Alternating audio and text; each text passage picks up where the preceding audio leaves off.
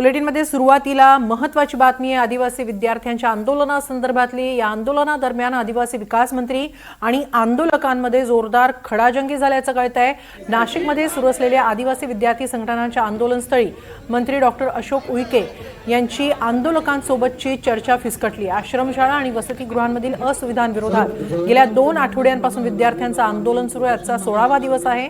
या आंदोलकांची मनधरणी करण्यासाठी मंत्री डॉक्टर अशोक उईके या आंदोलनस्थळी आले होते। चर्चा करण्यासाठी ते आले होते। तब्बल 1.5 तास आंदोलक आणि मंत्र्यांमध्ये चर्चा झाली। मात्र चर्चेनंतरही आंदोलकांचं समाधान झालं नाही आणि वातावरण तापलं। आंदोलन मागे घेण्याची विनंती करण्याऐवजी विद्यार्थ्यांच्या मृत्यूची नैतिक जबाबदारी घ्या अशी मागणीच आंदोलकांनी केली आहे। याबाबत अधिक माहिती घेऊया आमचे प्रतिनिधी राहुल वाघ यांच्याकडून। राहुल, ही चर्चा फिसकटण्याचं नेमकं कारण काय? हेमाली, निश्चितच आपण जर बघितलं तर आदिवासी विकास मंत्री अशोक उईके आज नाशिक दौऱ्यावरती होते आणि नाशिक मधील आश्रमशाळांच्या असुविधेबद्दल विद्यार्थी गेल्या 15 दिवसापासून आंदोलन करतायत आणि 8 दिवसापासून उपोषणाला देखील बसलेले होते। हे उपोषण सोडवण्यासाठी आज मंत्री अशोक उईके हे आंदोलनस्थळी पोहोचले होते। तब्बल 1.5 ते 2 तास दोघींमध्ये चर्चा झाली, परंतु त्यात तोडगा न निघू शकला नाही। अखेर मंत्री अशोक उईके यांना विद्यार्थ्यांच्या रोषाला सामोरे या ठिकाणी जावं लागलेलं आहे आणि त्या ठिकाणून अशोक उईके यांनी काढता पाय घेतलेला आहे। आंदोलक आणि मंत्री अशोक उईके यांच्यामध्ये जोरदार खडाजंगी या ठिकाणी आपल्याला बघायला मिळाली होती। हेमाली, सध्या काय स्थिती आहे राहुल?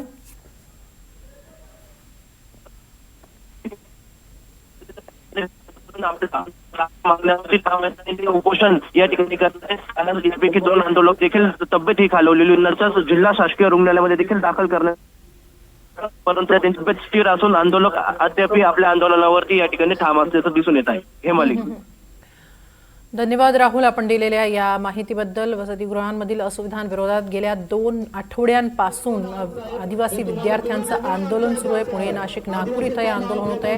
दरम्यान नाशिकमधल्या आंदोलनस्थळी आदिवासी विकास मंत्री अशोक उईके हे आंदोलकांशी चर्चा करण्यासाठी गेले असताना त्यांची आंदोलकांबरोबर खडाजंगी झाली आहे। त्यांच्यातली चर्चा फिसकटलेली आहे। आंदोलकांचं समाधान झालं नाही आणि त्यानंतर वातावरण चांगलंच तापलेलं आहे। दरम्यान ही चर्चा फिसकटल्यानंतर अखेर डॉक्टर अशोक उईके यांनी तिथून काढता पाय घेतलेला आहे।